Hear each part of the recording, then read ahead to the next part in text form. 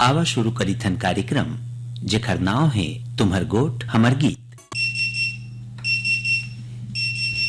Hello hello, तुम्हर गोठ हमर गीत कार्यक्रम ले हम बोलत हन। जयराम गा। जयराम भैया, आप तो हमला पहचान दे हम आप मतलब पहचान दे भाई। राम कुमार भाई बोलत हस। हाँ, राम कुमार जतवाल बोला था भैया, जुन्ना पारा लेगा। का हाल चाल है राम कुमार भैया, आपके गांव जूना पारा के सुनावा। अब भाई भैया का है, अब दीपावली आ था तो घर द्वार साफ सफाई। घर द्वार के साफ सफाई के संगे संग हमन ला अपन गांव बस्ती के साफ सफाई ला भी ध्यान में रखना है। हाँ, जरूरी है। अपन घर भर हमला देखना नहीं है, नहीं गांव बस्ती भी भैया हमला देखना है। बिल्कुल ठीक बात है। स्वच्छता अभियान भी चलाए गए हैं, जेमा हरेक मनखे ला अपन योगदान दे के ओकर उद्देश्य ला सफल बनाना है। हाँ, तो भैया जैसे भैया का बाहरी त्योहार आवत है ना, तो हंसी खुशी से त्योहार भैया मनावा। एकदम प्रदूषण वाले पटाखे बिल्कुल मत फोड़े भैया। ठीक बात। और खास करके ना ये बच्चा मन ला भी बिल्कुल पटाखा से दूरी रखना है भैया। बिल्कुल ठीक बात कहे राम कुमार भैया। दीपावली के समय में लइकन के फटाखा चलाए के समय विशेष ध्यान रखना है कि कोनो प्रकार के दुर्घटना घटित मत हो पाए, है ना, मत हो पाए। बहुत अच्छा लगी राम कुमार भाई आपसे गोट बात करके। आप मन हमला फोन लगाए, आप मन के बहुत बहुत धन्यवाद। जय राम गा। जय।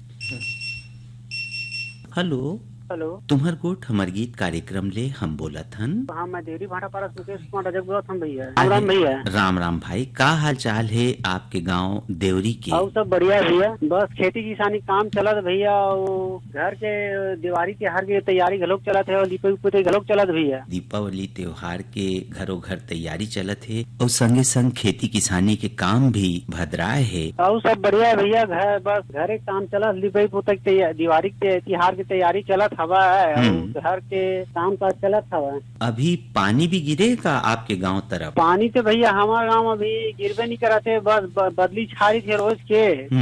कि हमारे गांव में अभी पानी की भी जरूरत भी नहीं है भैया। का है कि बहुत जगह अभी ये सुनाई पड़त है कि पानी गिरत है कर, जबकि अभी धान के जिन फसल है ओमा धूप के जरूरत। मुकेश रजक भैया, आप मन हमला फोन लगाए, आप मन के बहुत बहुत धन्यवाद। भैया। हेलो, तुम्हर गोठ हमर गीत कार्यक्रम ले हम बोलत हन। हाँ भैया, जय श्री राम, जोहार। जय जोहार भाई, राम राम। मैं हाँ पवन कुमार सेन बोला था भैया, गंडई पंडरिया ले आप मन के नियमित श्रोता। का हाल चाल है पवन भैया आपके गंडई के? बहुत सुंदर हाल चाल है भैया। दिवाली बुता चलत है, अब वही रमझाझर चलत है, वही काम बुता सब भर दिया है भैया हमारे डहर। तो खेती किसानी के का स्थिति है पवन भैया? अब खेती किसानी तक सब बढ़िया बढ़िया भैया हमारे डहर। तो पानी कांजी कमी नहीं हो है। पहली में तो बांध है, जो बहुत बड़े बांध है भैया, बहुत दूरिया ले सिंचाई के पूर्ति हो जाते भैया। हमारे डहर अंकाल पड़े के संभावना बहुत कम से कम रहते भैया। बहुत अच्छा बात है। कौन वाला बांध से आपासी होते आपके गांव में? अब हमारे यहाँ पहली में तो बांध है भैया, पहली में तो नाम के आगुम गांव है, वहाँ बहुत बड़े बांध है भैया। नाल पड़े के संभावना बहुत कम से कम रहते भैया। बहुत अच्छा बात है। कौन वाला बांध से आपासी होते आपके गांव में? अब हमारे यहाँ पहली में तो बांध है भैया, पहली में तो नाम के आगुम गांव है, वहाँ बहुत बड़े बांध है भैया। पानी है ना बहुत दूरिया तक के पूर्ति कर लेते। और साथ में एक हमारे गंडई पंडरिया में सुरही नदिया है भैया। ये सुरही नदिया के खास आप लोग एक बात बताओ कि ये पानी है जल प्रवाहित है, कभी नहीं रुके भैया, 12 महीना चलत रहते नदिया में। ये बहुत खुशी की बात है। हमारे यहाँ माता गंगा की मंदिर है, एक खास आशीर्वाद ले हमार गंडई पंडरिया टिकरी पारा में कोई भी जगह के बोरिंग में कभी पानी कमी नहीं हो भैया। एनी टाइम पानी, अगर वो बोरिंग लग तुरंत पानी निकलते भैया। ये बहुत अच्छा बात है। बहुत जी किसान मन ये शिकायत करते हैं कि उन बोर खनाते तो उमा उतका पानी नहीं निकले जितका के उनला उम्मीद रही थे। हाँ भैया। हाँ। संगे संग पवन भैया, मैं एक चीज और बताना चाहूँ कि आपके क्षेत्र में जिन भूगर्भ जल स्तर है वो बहुत अच्छा है। तो हमार प्रयास ये होना चाहिए कि हम जल स्तर ला सुरक्षित बनाए रखे बर सजग रही और जल के संरक्षण करी। बिल्कुल बिल्कुल भैया, आपन बहुत सुंदर बात ल कहे हो। और हमार गंडई पंडरिया के खास एक आशीर्वाद माता गंगे के आशीर्वाद सियान मन बताते, तो एकर आशीर्वाद से हमार तीर तार में कभू अंकाल नहीं पड़े हमार सुरता में। और कई जन मन तक हमारे बड़े बड़े सियान मन तक बताते कि हमार गंडई क्षेत्र में अंकाल के कोई प्रकार के विघ्न बाधा आज तक नहीं आए भैया। से 42 किलोमीटर दुधियम कवर्धा हवे। हाँ, तो जिला में ना गन्ना के खेती बहुत ज्यादा करते भैया। वहाँ कवर्धा के आसपास भोरम दे नाव के गाँव जहाँ तक वहाँ कारखाना भी हवे। हाँ, शक्कर कारखाना के आप मन बात करे हो और बहुत मीठ मीठ गोट करे हो पवन भैया, है ना। बहुत अच्छा लगी आपसे गोट बात करके। धन्यवाद मानस भैया, बहुत बहुत धन्यवाद। आप मन से बात करे के हमरो सौभाग्य प्राप्त हुई। हमरो सौभाग्य है कि आप मन से गोट बात हुई। आप मन हमला फोन लगायो, बहुत बहुत धन्यवाद। बहुत बहुत धन्यवाद मानस भैया, बहुत बहुत धन्यवाद। हेलो, तुम्हार गोट हमर गीत कार्यक्रम ले हम बोलत हन। नमस्कार मानस भाई। नमस्कार। भाटा कैंप डिया नारवानी, का हाल चाल है नारवानी भैया? बड़े हाल चाल।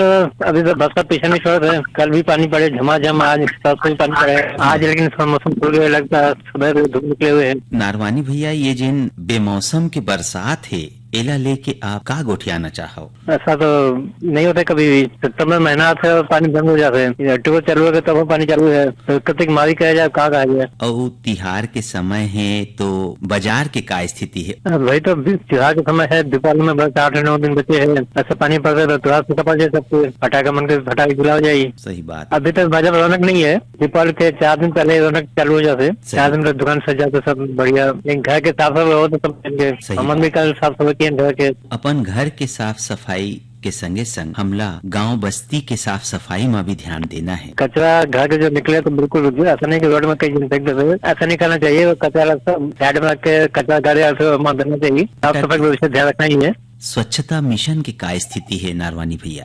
ओमा का सहयोग करत है चकरभाटा के मनखे मन? नहीं, बढ़िया सरल है। कचरा नहीं है ज्यादा, गाड़ी हो जाते घर कचरा लेके जाते तो रोड में ज्यादा कचरा नहीं है। मौसम बदल जाते हैं तो थोड़ा बहुत तबियत खराब हो जाते हैं, तो तबियत का ख्याल रखे। संगे संग अपन घर के साफ सफाई के अलावा गांव बस्ती के हमर नगर के स्वच्छता के भी हमला ध्यान रखना है। बिल्कुल, वो सबसे पहले बात है। अपना ध्यान नहीं रखना चाहिए कोनो भी, बल्कि समाज गाँव के देश को ध्यान रखना चाहिए, तभी विकास हो।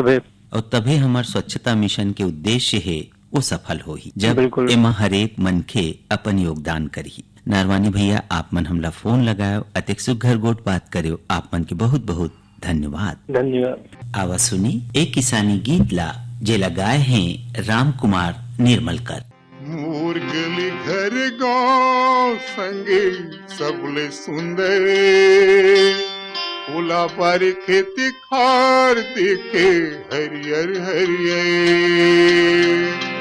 मोर गली घर गाँव संगे सबले सुंदर, ओला पर खेती खार देखे हरियर हरियर।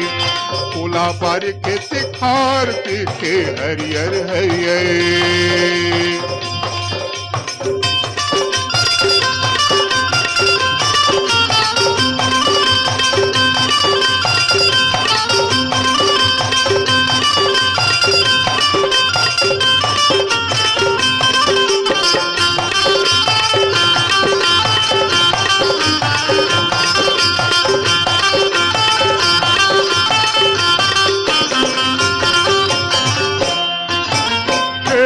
धान के बाली संगी लहलहावे, कौहा मौहा परसा के डारा था पौड़ी बजावे।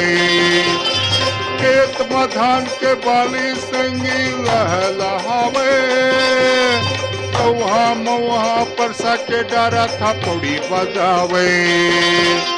पार मकासी ओ मुंगेसर झूमे मन भय, पार मकासी ओ मुंगेसर झूमे मन भय। ओला बारी खेती खार दिखे हरियर हरियर। ओला बारी खेती खार दिखे हरियर हरियर।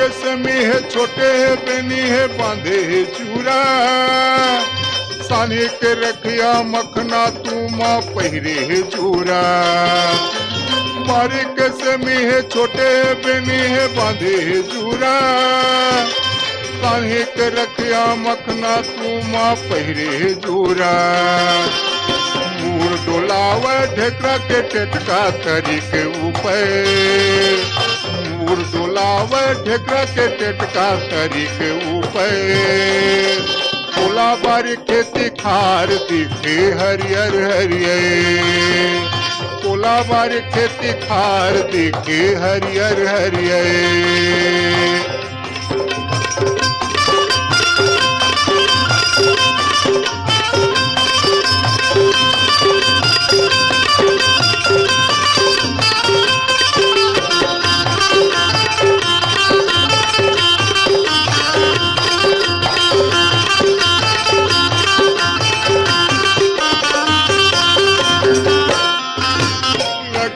कोलामा बिही पपीता रस भर कुसिया मुनगा भादे करे इशारा मोर डहरते निहा लगे है कोलामा बिही पपीता रस भर कुसिया मुनगा भादे करे इशारा मोर डहरते निहा दार मिला के महूला रांधल सूख गए कोला बार खेती खार दिखे हरियर हरियर कोला बार खेती खार दिखे हरियर हरियर मोर गली घरे गाँव संगी सबले सुंदर मोर गली घरे गाँव संगी सबले सुंदर कोला बार खेती खार दिखे हरियर हरियर कोला बार खेती खार दिखे हरियर हरियर कोला बार खेती खार दिखे हरियर हरियर कोला बार खेती खार दिखे हरियर हरियर कोला बार खेती खार दिखे हरियर हरियर। हेलो तुम्हार गोठ हमर गीत कार्यक्रम ले हम बोलत हन। हाँ राम राम भैया राम राम गा राम राम। कोड़ी लाफा ग्राम मड़वा मुहल इंद्रपाल श्याम बोलत हूँ भैया। का हाल चाल है इंद्रपाल भाई आपके गांव पोड़ी लाफा के? बात भैया पानी है तो गिराई करत है और हमार धान मना तो हो गए भैया लुआऊगा झोरकी बाहरा है ऐसे बांटे है और खार भी मन है ना हो जाते भैया तो कोठार बारी छोले छाले नहीं है बेमौसम के जिन पानी गिरा थे तेन किसान बर भारी चिंता के विषय बन गए है ना। नहीं तो अभी के समय में कोठार के बारी के छोलाई लिपाई पुताई के काम शुरू हो जात रहीस। हाँ भैया आलू उलू लगाबो कैसे ना जो थान चलत है भैया। तो अभी का लगाए हो इंद्रपाल भैया अपन खेत में आप मन? अभी तो धान लगे है भैया और टिकरा मन में हिरवा बोआ है कछार में आलू लगाबो भैया। हाँ आलू भाटा मिर्चा इसे एक संग संग पशुपालन भी करथा का आप मन? हाँ भैया हाँ बैला वैला रखे हूँ भैया और बकरी है। अच्छा कैठी है बैला आप लोग? हाँ बस एक नांगर है भैया दो ठन ना छेरिया जिन राखे है तेन कते करने? हाँ वो 20 ठन है भैया वहाँ। बहुत बढ़िया इंद्रपाल 20 ठन तो सब करे और मतलब बेचत जाथन भैया इसे या आथे ना तो बेच देथन 25 ठन बेचदार हूँ गर्मी सीजन में। ठीक बात चला बहुत अच्छा लगे इस इंद्रपाल भैया आपसे गोठ बात करके। आप मन हमला फोन लगाए तो एक सुघर गोठ बात करे आप मन के बहुत बहुत धन्यवाद। राम राम भैया राम।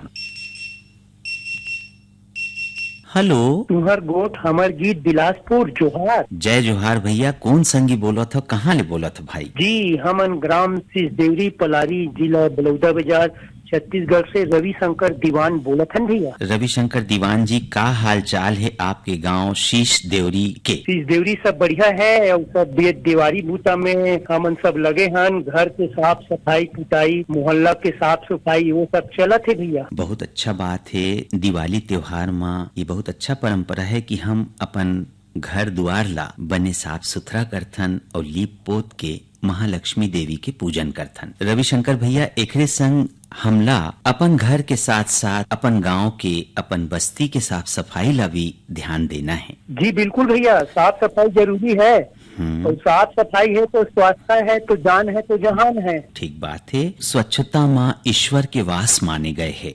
एकरे पाए के स्वच्छता मिशन भी शुरू किए गए हैं, जिमा हरेक आदमी के सहयोग जरूरी है। रविशंकर दीवान भैया, खेती पाती के का स्थिति है आपके गांव शीश देवरी में? खेती पाती में हरसुना धान निकल गए है और माई धान मन बचे है। यहाँ जो है कन्हार और मटासी मिट्टी है। अच्छा। तो उकर अनुसार से किसान मन हा अपन अपन सुविधा के अनुसार से धान बोथे। पानी तो ठीक है ऐसा। हाँ। निंदाई कोड़ाई भी चला थे, करगा हे रही। अच्छा, ये जिन बेमौसम के पानी गिरे तेखर पाए के माहों के प्रकोप और कीट के प्रकोप बढ़े है, आपके क्षेत्र में का स्थिति है? हाँ, कीट के प्रकोप तो बढ़े हैं पर उतने ज्यादा नहीं है आन साल का से साल।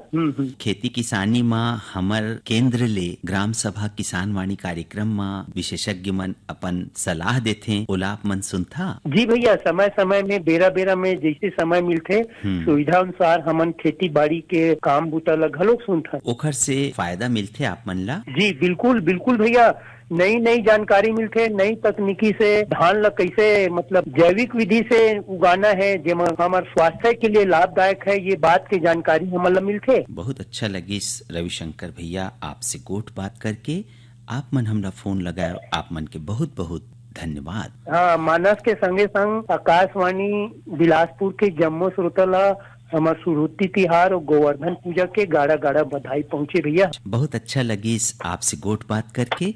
आप मन हमला फोन लगाए, आप मन के बहुत बहुत धन्यवाद। शुक्रिया भैया। अरे भैया जयराम का। जयराम भाई। चिंता से चपरी घटे, दुख से घटे शरीर, पाप पुण्य से लक्ष्मी घटे, कह गए दास कबीर। शांति नगर भाटा पास मिलऊ दास कुलदीप, मिलऊ दास कुलदीप। का हाल चाल है मिलऊ भैया आपके शांति नगर भाटा पारा के? ठीक ठाक है सर। सुरहुत्ती त्योहार के चलते अभी का तिहार के तैयारी करे हम मिलो भैया?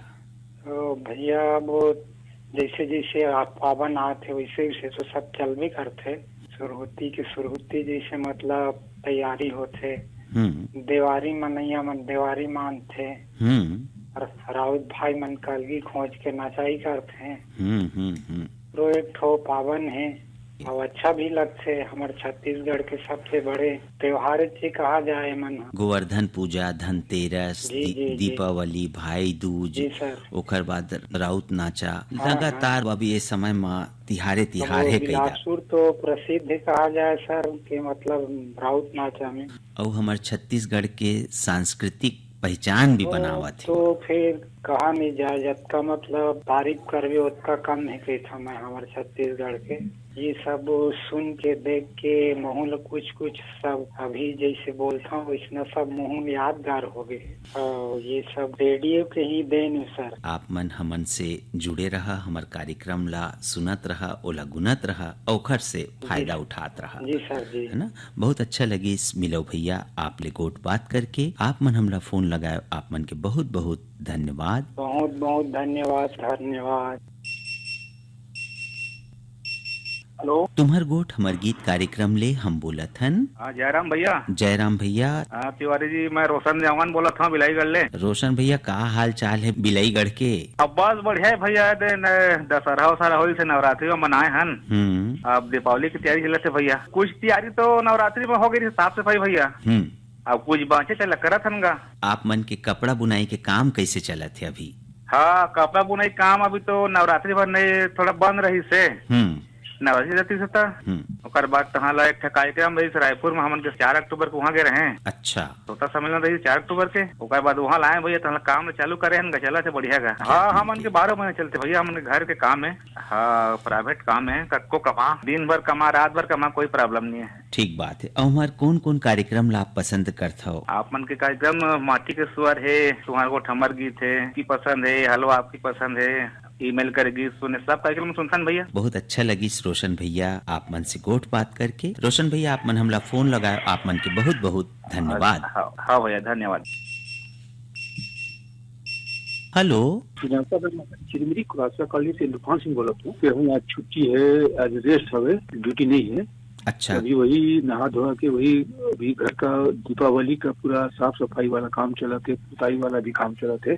तो अभी ये लोगों से आग्रह करूँ कि अभी दीपावली में जो अभी जितना भी पुताई होते कचरा निकले थे, तो कचरा के रोड में ना फेंके, कोई कचरा जगह में जहाँ पर कूड़ा दान है वहाँ पर, या कोई कई कचरा एक जगह इकट्ठा कर दें और रोड में ना फेंके, क्योंकि जानवर मन पूरा छीड़ छाट के गंदा कर देते हैं, देखे में भी अच्छा नहीं लगे। तो लोगों से आग्रह करूँ कि नली में और रोड में कचरा ना फेंके, ताकि उनमें बीमारी गंदगी भी फैलते और देखे में भी अच्छा नहीं लगे। का बुता करता आप मन? मैं इसी सेल में सर्विस का दीपावली का पूरा काम चला थे, घर का साफ सफाई सब घड़ी है सब। दादा वहाँ का तो मौसम वही ठीक है, जैसे कभी बादल करत थे, कभी धूप करत थे, ठंड भी पड़त है, तो ना तो मतलब तबियत खराब भी हो जाते, अच्छा भी हो जाते। लेकिन लोगों से आग्रह करूँ कि मौसम परिवर्तन होते अपने बच्चा बुजुर्ग मन का स्वास्थ्य प्रति ध्यान जरूर दे। बिल्कुल ठीक बात कहो इंद्रभान भैया। ये मौसम जिन है तो कभू पानी गिरते, कभू उमस बढ़ जाते, कभू ठंडा लगते,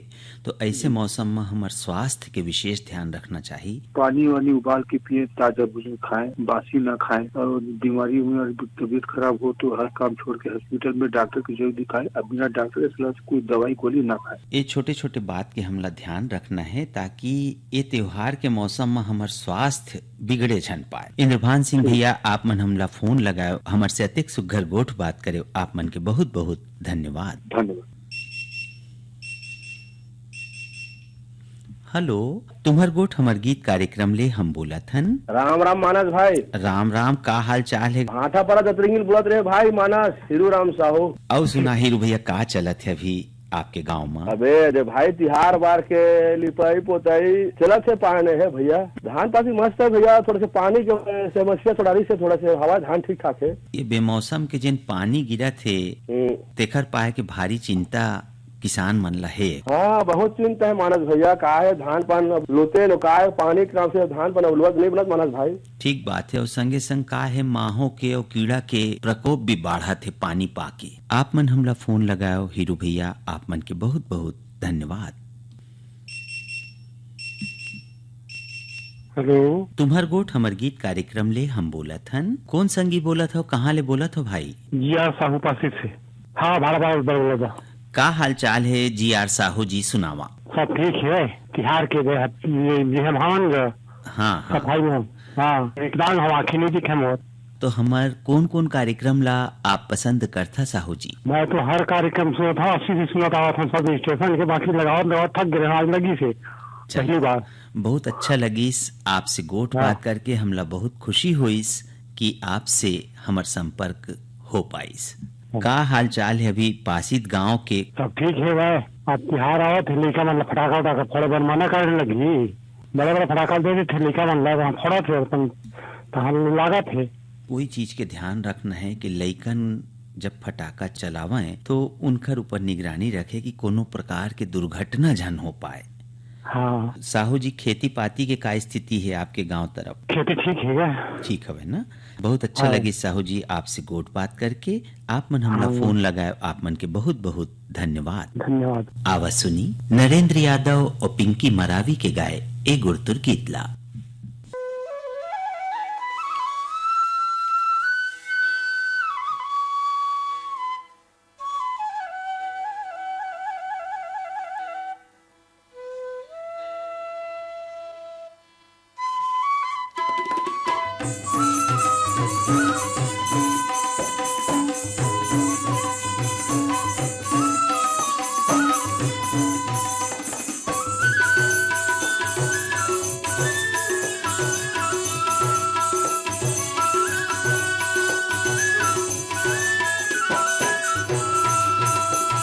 घुमरे आबे तौना पान देख ले, हाँ तोला तय घुमरे आबे, तय घुमरे आबे तौना पान देख ले, हाँ तोला तय घुमरे आबे, तय घुमरे आबे तौना पान देख ले, हाँ तोला तय घुमरे आबे, तय घुमरे आबे तौना पान देख ले, हाँ तोला तय घुमरे आबे, तय घुमरे आबे आ तय घुमरे आबे,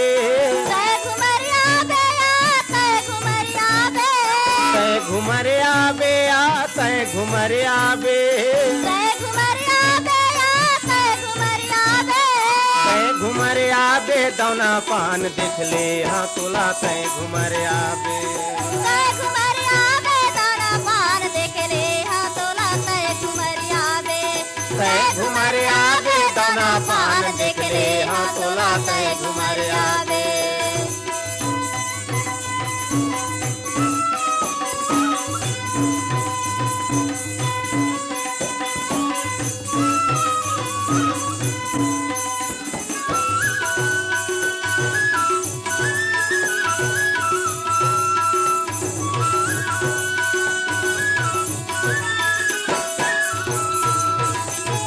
बादर रे गरजे नाचला मंजूर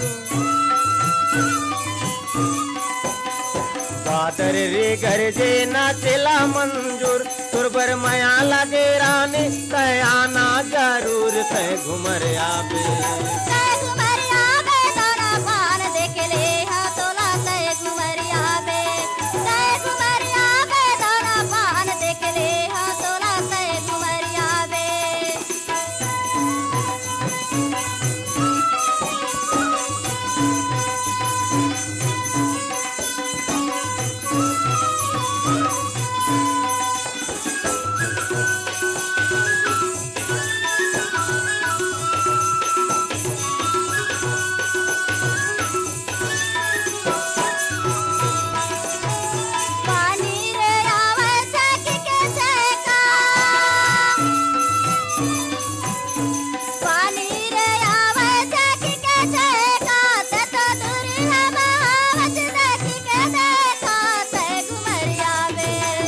घुमर आबे दौना पान देख ले हाँ तोला तय घुमर आबे तय घुमर आबे दौना पान देख ले हाँ तोला तय घुमर आबे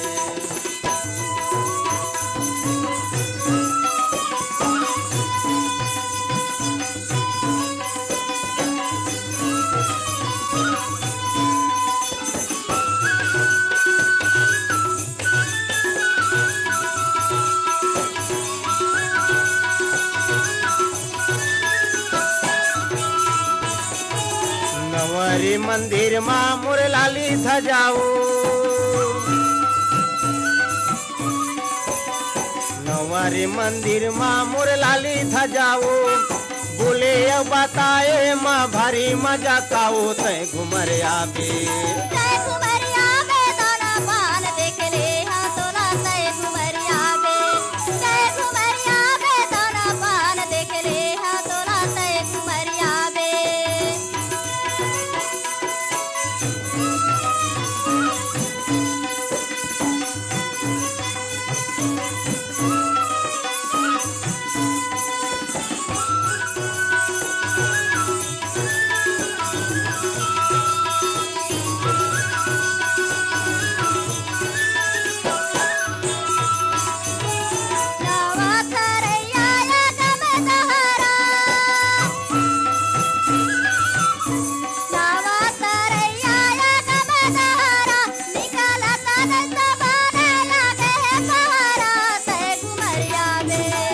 घुमर आबे दौना पान देख ले हाँ तोला तय घुमर आबे तय घुमर आबे दौना पान देख ले हाँ तोला तय घुमर आबे तय घुमर आबे दौना पान देख ले हाँ तोला तय घुमर आबे तय घुमर आबे दौना पान देख ले हाँ तोला तय घुमर आबे तय घुमर आबे दौना पान देख ले हाँ तोला तय घुमर आबे देख ले हाँ तोला तय घुमर आबे देख ले हाँ तोला तय घुमर आबे। कार्यक्रम निर्माण में तकनीकी सहयोग दिहीन पवन कुमार थवाई कार्यक्रम संयोजन करीन डॉक्टर सुप्रिया भारतीयन और एकरे संग तुम्हर गोठ हमर गीत कार्यक्रम ले अनुमति देवा मानस भाई ला जय जोहार।